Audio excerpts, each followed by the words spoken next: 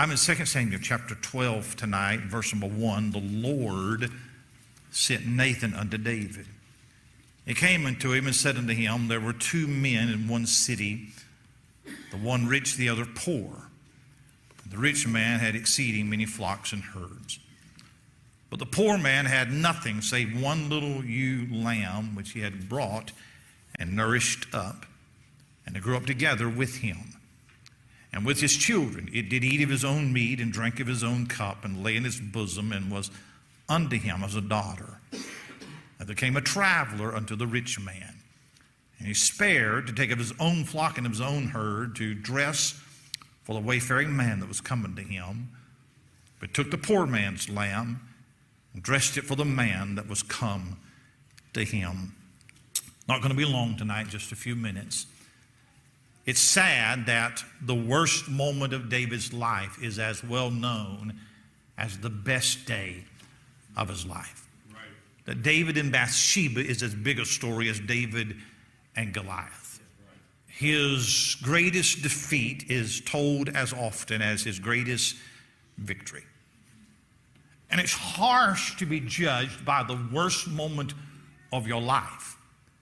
And you're not defined by one day, you're defined by the totality of your life. But boy, one day can sure change the story. 1 Samuel 11 and chapter 12 goes together, you know the story well. And before 2 Samuel 11, there are no sins laid to David's account. He was a sinner, but there are no sins recorded. And so before this day of 2 Samuel 11, I admire David for his bravery and for his talents, for his humility, for his grace and his nobility. But, and there's a certain sadness when you're watching a man that you greatly admire fall. Preachers fall into temptation and sin every day, and I'm not moved by it because I don't know them. But when a man that you admire falls, it casts a shadow of sadness over you.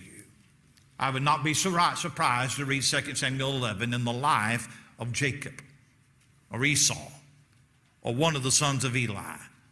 But I wouldn't expect to read it in the life of David.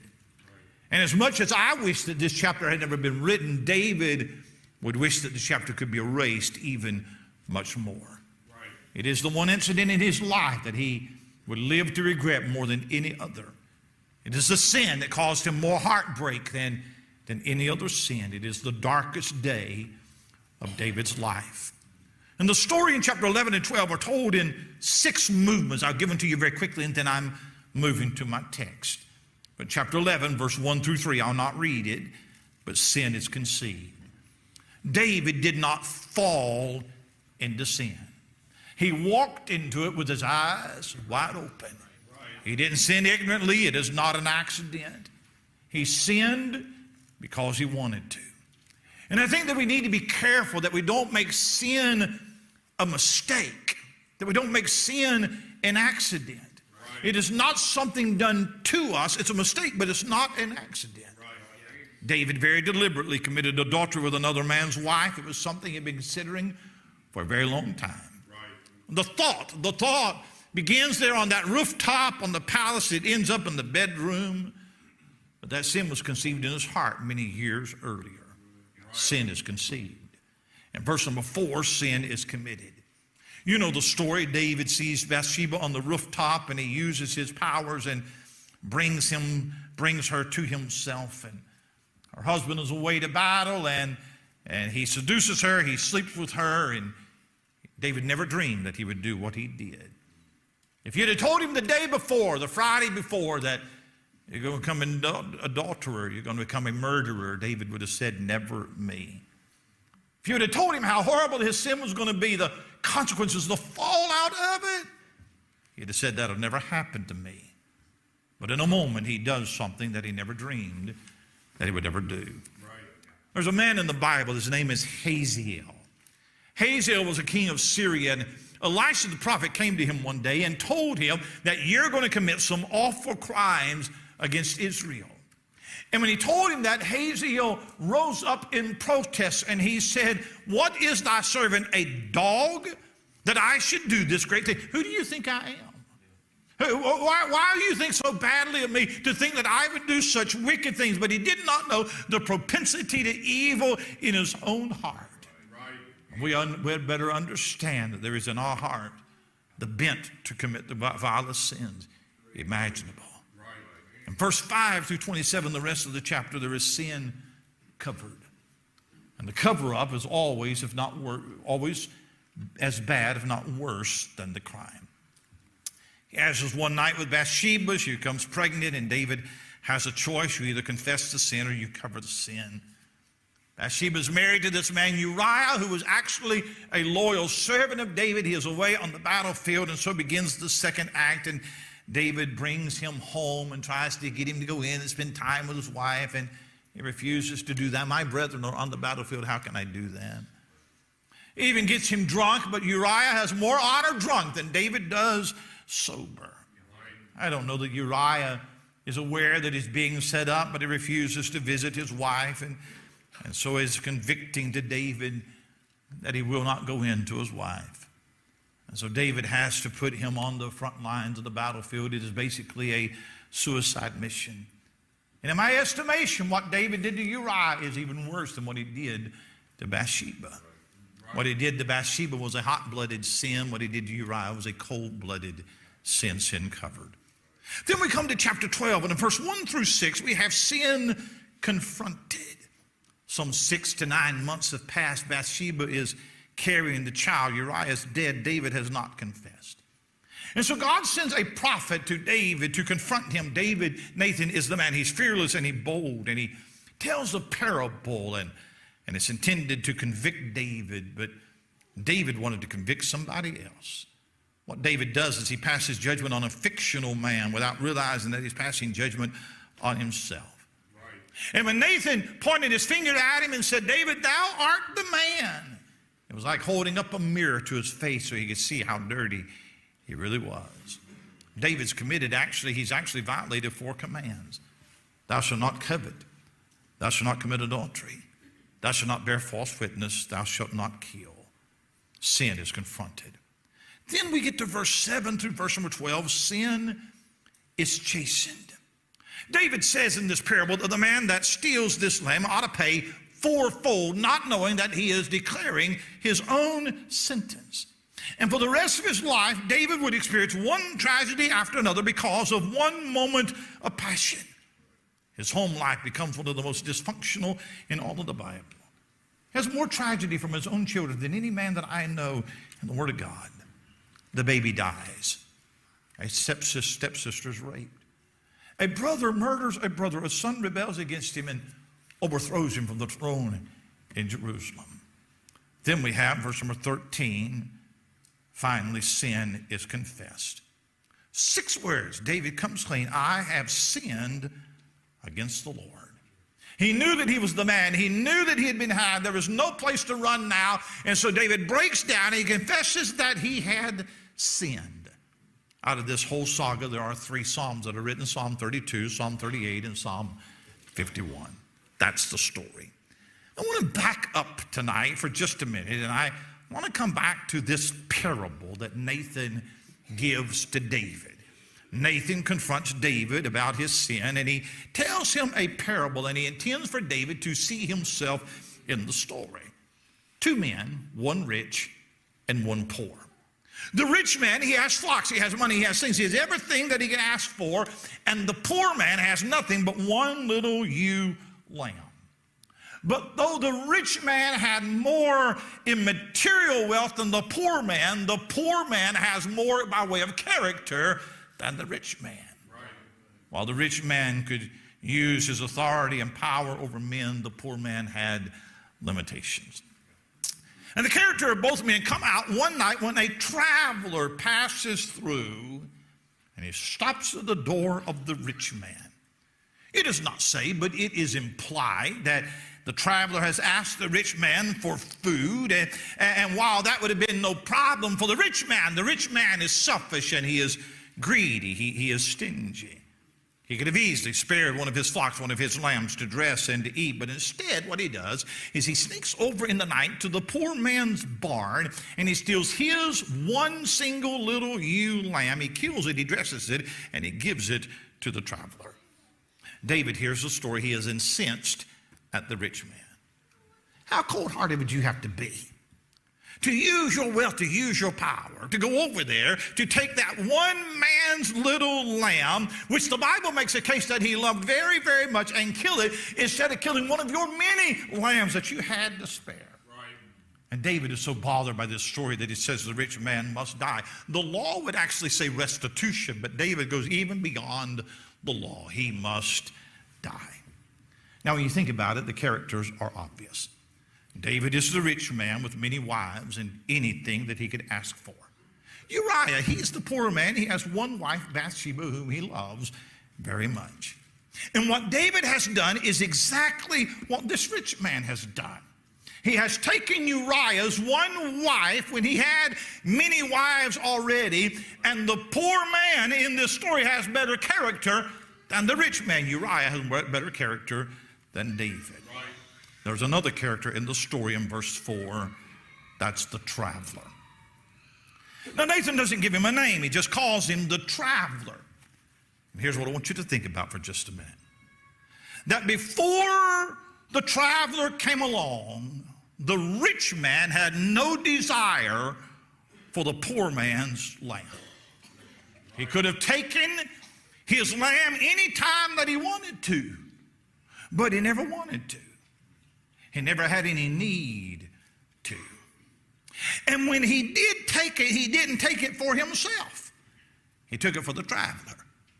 He didn't feed himself. He fed the traveler. So there is a nameless, faceless traveler that is standing in the background of all of this, and he's watching what transpires, and he has great influence. And the rich man would have never taken the poor man's lamb had it not been for a traveler that came by and asked him for some food. Right. Now, a number of preachers have noticed this traveler and have tried to preach on him, and they've come to pretty much unanimous consent as to who they think he represents.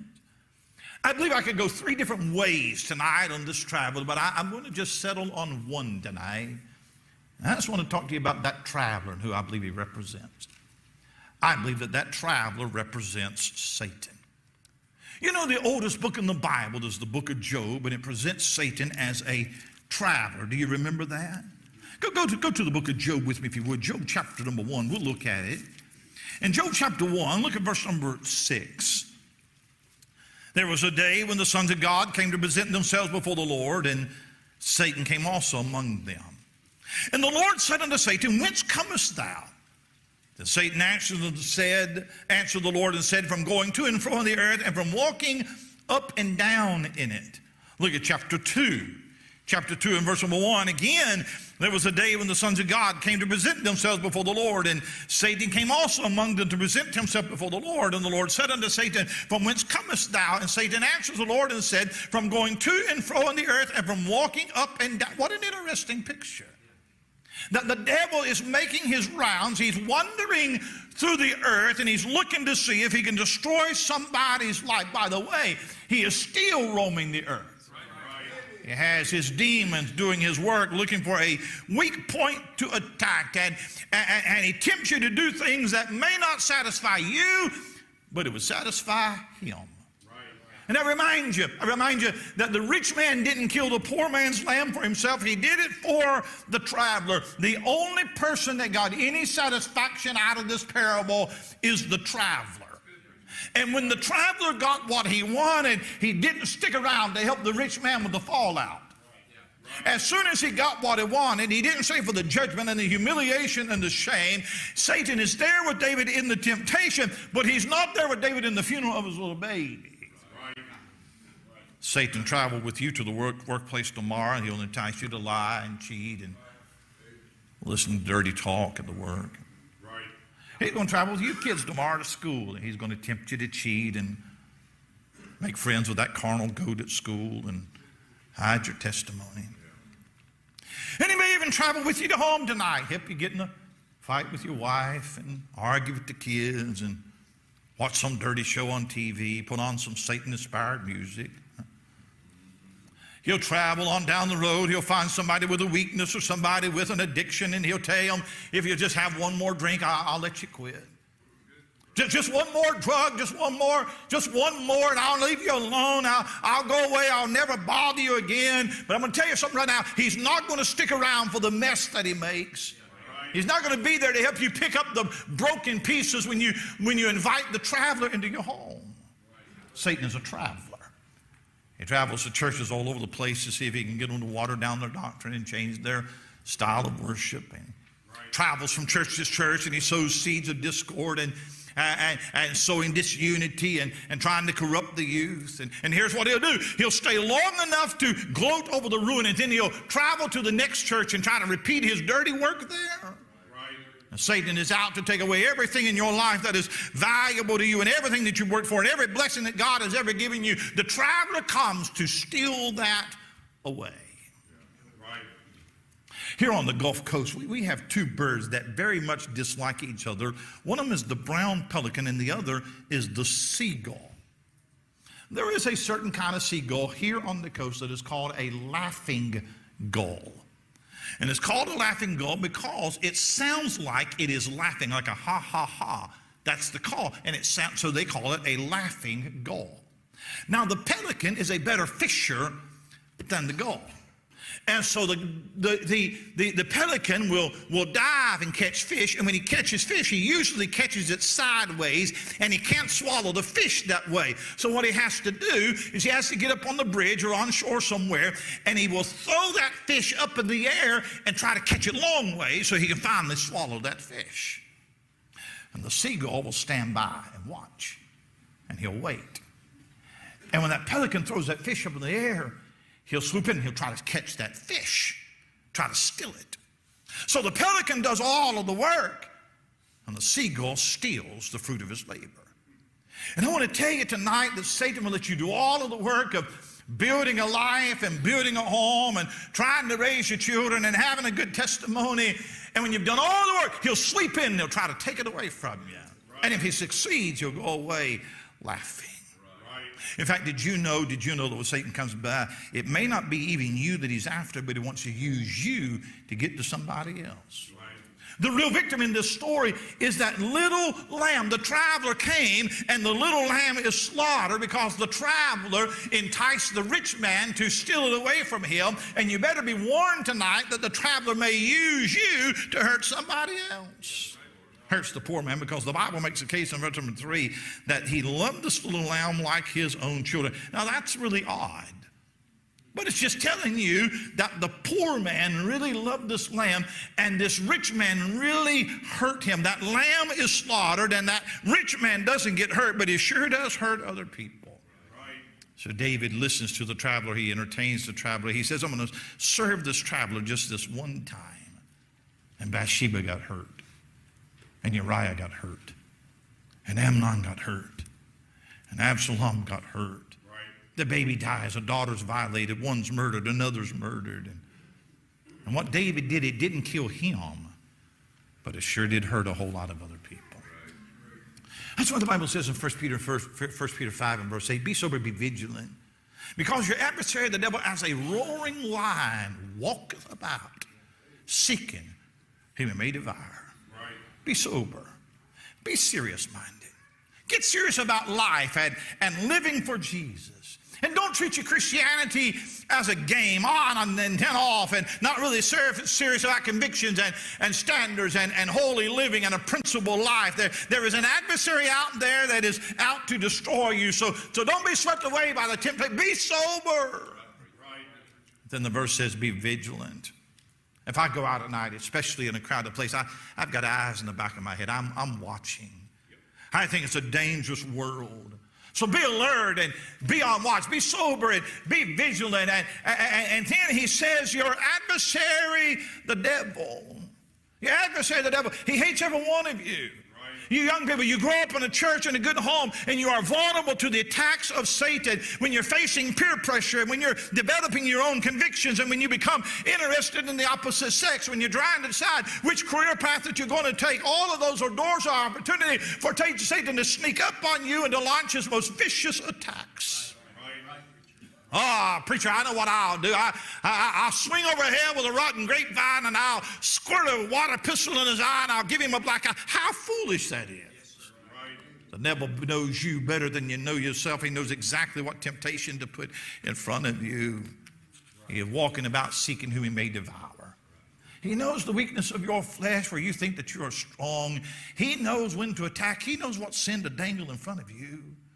In fact, Satan even came to tempt the Lord Jesus in the wilderness, but he waited until he was weak because he hadn't eaten. But then he found out that the Lord Jesus didn't have any weaknesses to exploit. But he knows every weakness that you have. Tries to tempt Jesus with food because that's the one thing that he didn't have in the wilderness. And if you'll notice in my story tonight that the traveler comes to the rich man, and it doesn't say that he asked the rich man to feed him, but it's implied, or maybe the rich man wanted the appearance of being hospitable, but most wealthy men are selfish men. Doesn't want to spare his own to feed him, and so the temptation is appropriate for the rich man.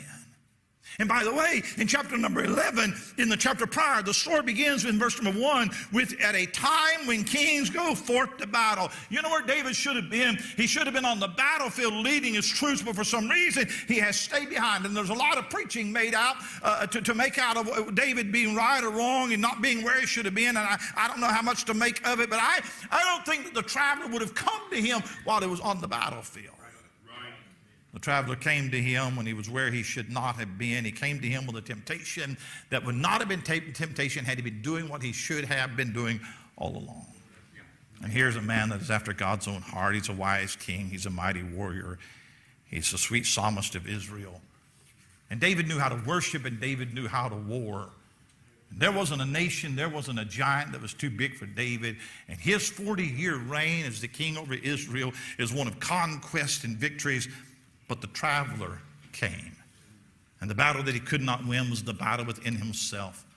And the biggest enemy that you have to ever face every day is looking at you in the mirror. So I warn you. Do not be too comfortable in your victories. You're a church-going man, and you don't listen to the devil's music, and you carry a Bible with you everywhere you go, and you're always found at church. But the traveler is coming. And the devil knows better than to offer you a new Bible. You're not going to take that. And the devil knows better than to offer you a drink or to offer you drugs. And he's not going to try to entice you with a temptation that has no pull on you. He knows better than that. But the Bible says that every man is tempted when he's drawn away of his own lust and enticed. And when lust hath conceived, it bringeth forth sin. And sin, when it's finished, bringeth forth death. And sin will take you farther than you want to go, to keep you longer than you want to stay, to cost you more than you want to pay. Right. You see, this rich man could have taken the poor man's lamb any time that he wanted to. Any night. He could have gone over there and he could have stolen that lamb, and the poor man, there was nothing that he could do about it. But he never did because he was never tempted to. Right. But when temptation and opportunity came together, sin is a result. Right. Right. David had plenty of opportunity. But at the moment that temptation and opportunity teamed up together to present itself, that's when David fell. Had David been on the battlefield, he could have still been tempted, but there'd have been no opportunity. And young people, you live in the most tempting hour that this world has ever seen. Right. In your pocket right now, there is a device that is both temptation and opportunity. Right. Anything that you're tempted with, you can find it with 2 clicks of a button. Right. And all it takes is for the traveler to stop by and whisper a word of temptation. The traveler doesn't move in with the rich man. He doesn't even stay but a night. And Satan doesn't have to live with you. He just passes by. He just whispers a word of temptation. And I'm telling you, there is no sin that is charged to David's account until the traveler came by. The traveler comes by. He tries to bury you in the guilt of your past. And he tries to get you to relive old hurts and open old wounds. But don't open the door. Don't invite him in. He's got a bag of tricks to to play on you. He'll sit at your table and he'll ply you with lies. And when you have swallowed one and have taken the bait and taken the poison, he'll move on to the next victim. Right. And some of you tonight, you're opening the door to the traveler with your music and your internet and your chat rooms. Right. You're letting the traveler in. Right. Beware of the traveler. Beware of temptation. Beware of your thoughts. Temptation is going to knock on your door. Thoughts are going to try to invade your mind and try to come in. And David's trouble started when he opened the door to his lust. He began to entertain thoughts of this woman. You can't help but what you see, but you can't help the response to what you see. But he invited the traveler in, and he fed the traveler. And if he had never entertained the traveler, he'd have never committed the sin. If the traveler would have never stopped by and knocked on the door of the rich man, he'd have never went over there and stolen that poor man's lamb. Beware of the traveler tonight.